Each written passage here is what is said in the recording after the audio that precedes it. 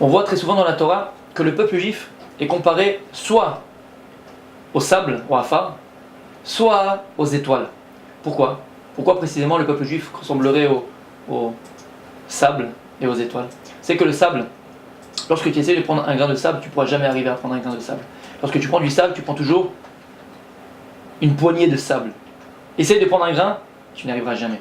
Pour te dire qu'en fait, le peuple juif, il ressemble comme le sable de la terre, pour dire qu'il est uni. Uni comme le sable. Essaye de détacher un grain de sable à l'autre, tu n'y arriveras pas. Le Ham Israël, il est uni comme le sable. Et d'un autre côté, on te dit que l'Ham Israël aussi ressemble aux étoiles. Pourquoi? Parce que quand tu vois le ciel, tu vois une multitude d'étoiles. Mais chaque étoile, elle a sa place. Chaque étoile, elle brille avec son propre intensité. Chaque étoile, elle est unique. Et de là, on voit, si on pourrait se mettre ainsi, la définition du peuple juif. Le peuple juif, c'est le sable, c'est qu'il est uni. Mais d'un autre côté, cette union, n'oublie jamais, elle est faite d'individualité. Et c'est cette individualité-là que l'on respecte, que l'on chérit, que l'on demande, que l'on réclame, qui fait qu'on arrive à être unis.